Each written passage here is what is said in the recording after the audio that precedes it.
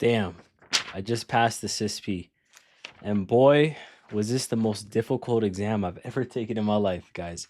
I just passed CISSP, and I'm honestly just surprised because when I went into the exam, I was doing the questions.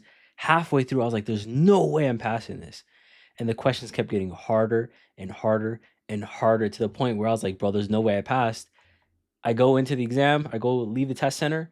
They give me my paper. They giving me facing forward. I think she made a mistake. She was supposed to give me like a blank piece of paper like backwards, and then she ended up just giving it to me. She said sorry for exposing it. I was like, failed, and then she gave me the paper. I was like, let me just look at it.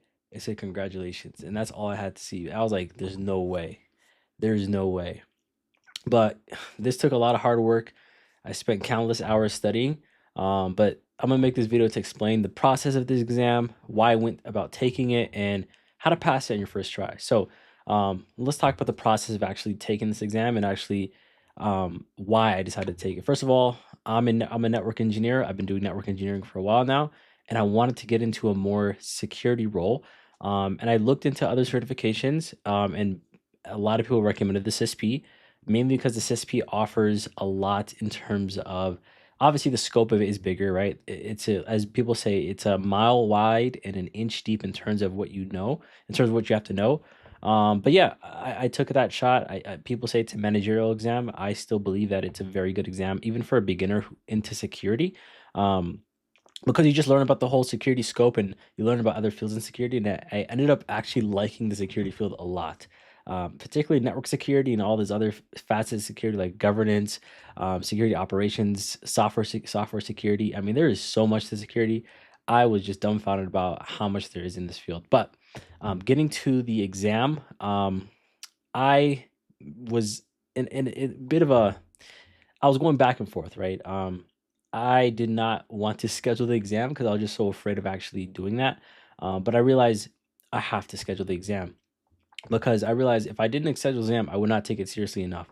So that's the first step that I did was going ahead and scheduling that exam, right? Because when I went ahead and I scheduled that exam, I was like, okay, I'm committed. I'm ready to go. Let's go ahead and study. Because if I never scheduled, I'd just be so wishy-washy and not really actually implement the exam and actually implement the studies and all the stuff that's required to really pass the exam. Because this exam is very difficult, guys.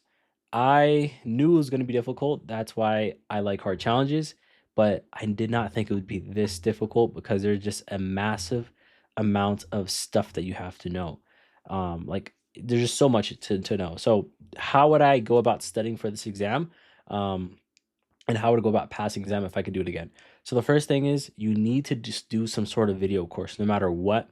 Books are just not going to cut it. I had this book right here, the Cybex book, the official study guide. This book has been really good. The issue with this book, though, is that it's very reading it just by itself. I can't do it. It's just too much. I prefer you watch a video on any topic, or just like, for example, usually the courses are set up by domain, right? So read the domain, watch the domain on that. Like, and they'll probably the way they're structured is they'll have a video, they'll explain like a certain topic in the video. Let's say they're talking about the CIA triad, right? Then you would go ahead after watching the video, read about the CIA triad, right? That's the main thing, right? But overall, that's when it comes to studying for this exam, watch the video, then read about it, right? And just do that until you finish every single domain. That way, your mind can just be set on, okay, I know exactly what we're learning, and then learn about it, and then actually take notes and the traditional study stuff, right? But don't take too much time doing that. Try to breeze through that as fast as you possibly can, right? The next step you guys have to do is just do practice questions, right? Start from domain one, do as many practice questions as possible. I had this book by, this is, I think, also by the same author, Mike Chappelle. Yeah. So Mike Chappelle also has a course on LinkedIn as well, for the CISSP. I didn't take his. I took the Luke Ahmed's video course. His course is, in my opinion, pretty good. And I was just watching his videos. You can watch other videos. There's other courses. Do your own research. But I heard Mike Chappelle's LinkedIn course, which is free, is a pretty good one as well. So next step, after reading the content and watching the videos and taking notes, next step is just to do practice questions. Do not overcomplicate this. Learn the material by watching the videos, reading the books, and then do practice questions. That's all you have to do to pass this sort of exam, because this exam will trick you and stump you in a lot of ways, because you have to be good at test taking. With any certification, you have to be good at test taking, right? And I understood that, so I was like, okay, let me just do as many practice problems as possible, and ideally, get the digital version. I think this came with the digital version, but get the digital version of this book right here, and then literally do every single question in this book. But here's how you should do the questions, right? Read the questions first, answer the questions.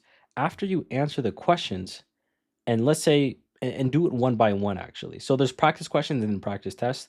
For the practice questions, don't treat it like a test. Just do the first question and then go to the answer sheet and see if it's right or wrong, right?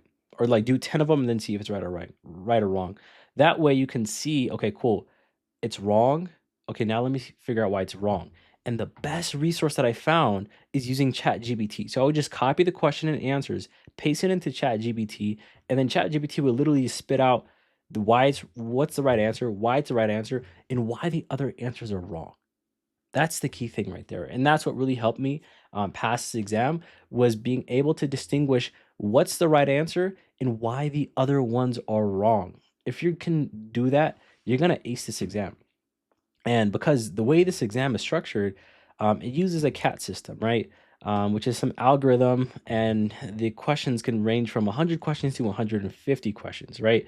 And that can make things very difficult, because the questions tend to get harder. They tend to stump you on the certain domains that are difficult, that you're not doing well on. And for me, it was a domain with identity and access management. I kept getting questions on that domain like crazy, and it just made the exam more difficult, right? But the key thing is you have to have a method of actually answering these types of questions, because they're all multiple choice. So the way to answer it, this is my method of answering. I would go and do the question. Once I did the question, right? Once I read the question like twice, right? Sometimes I'd read it 3 times, because my mind was fried at like question 120. So I just kept reading it just to make sure I understood it. And then once you read the question and you fully understand what they're asking, then you want to read the answers and then look for the ones that are kind of like, wait, this one just seems like it's wrong. Exit out right away and ignore that one. Then go to the next 3 questions or next 3 answers, and then look for the ones that you can immediately X out. The goal is you want to remove at least 2 answers, right? 2 answers. That way you have a 50-50 shot, and then you just got to pick between that. But keep in mind, this is a managerial CEO-esque exam. So you have to pick the answers based off a managerial perspective, right? That's the key point, a managerial perspective, because if you're a manager, you're not the ones doing the configurations. You're not the ones implementing. You're the ones that are advising on what you gotta have to do to fix some sort of security issue. And it's all about risk assessment, right? And prioritizing certain things over others, right? And you have to understand that. So when it comes to doing these questions, you have to think in that sort of mindset, because that's how you're going to pass this exam. But I ended up doing as many practice problems as possible. Then I did the practice test until I got about 70 to 80% passing on those practice tests. Then I was just like fully confident, ready to go. And I booked the exam in advance. I actually had to push it back because I wasn't ready. But I was like, okay, let me just grind it out. And like I said, practice questions are the only way you're going to pass this exam. You're not going to pass the exam watching videos and then just doing the course material and then reading the book. In fact, reading the book from front to back, in my opinion, is completely inefficient. I truly believe the best way of learning, watch the video, then use the book as a dictionary almost. Just go to the book, whatever. Okay, you learn about Kerberos. Now go to the Kerberos section in the book, right? And then read about it, take notes on it, and then after that, you're gonna do the practice problems, and you're probably gonna run into a question on Kerberos. Then you're gonna either get it right or wrong, and if it's wrong, then you can go on ChatGPT to get that answer for you, right? So I'm starting to realize that's probably the most efficient way to pass a certification. But it's more than that, right? This certification covers a lot of topics. And you also have to be good at test taking as well, because during this test, I was sort of going through it. I'm not gonna lie. I was in the beginning stages, was like, wow, like these questions are kind of like weird, like kind of almost hard to sort of understand.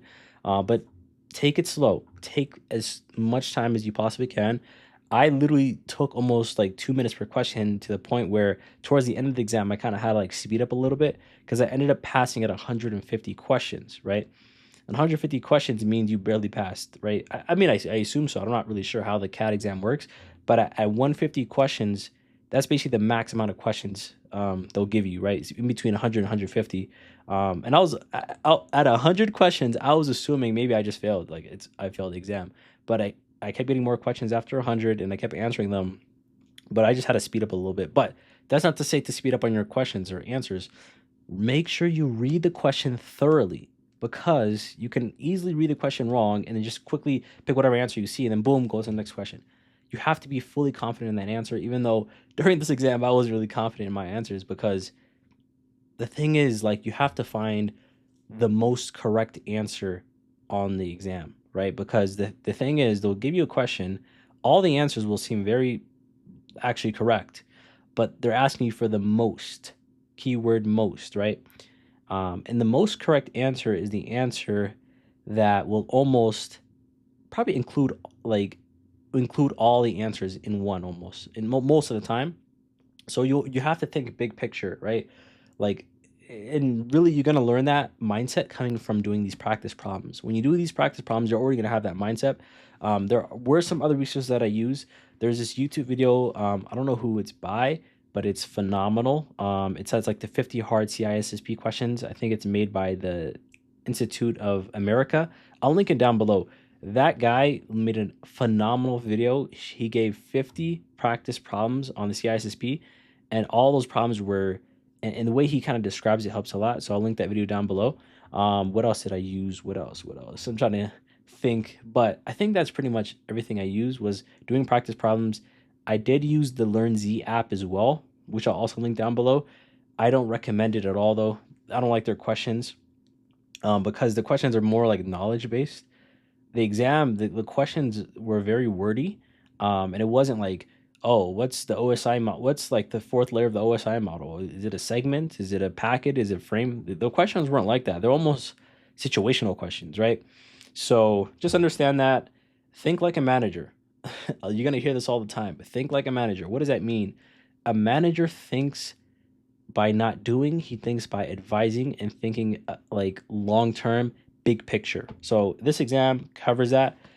And yeah, this exam was fun. I had a lot of fun studying for it. A lot more fun than actually the CCNA. This has been a really fun exam to study for. I'm not gonna lie. A lot of people they sort of hated it and like say, oh, CISSP is so hard to study, but I actually enjoyed the process. And the way to really pass exams is to enjoy the process, right?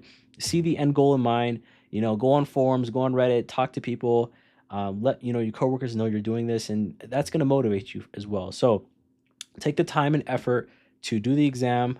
It's, in my opinion, I think this is the best security certification because it covers all bases. But yeah, this has been a phenomenal exam. And I really did like doing the certification. So if you guys want to learn more, just send me a quick DM or comment down below, and I can give you some more information on it. I'll try to link down below every resource I mentioned in the video as well, in the description. But yeah, CISSP certified is crazy. Never thought I'd, honestly, just passing this exam, I didn't think I'd pass it, but I ended up passing it, and I'm just so proud of myself. So yeah, guys, just put in the work. You'll be rewarded. So man, this has just been amazing. So with that being said, everyone, thank you so much for watching this video. If you guys want to, if you guys have any questions, feel free to comment below. If you guys like this types of videos and you want to watch more, feel free to subscribe. And if you like the video, of course, give it a like. So with that being said, everyone, hope you guys have a good rest of your day, and peace.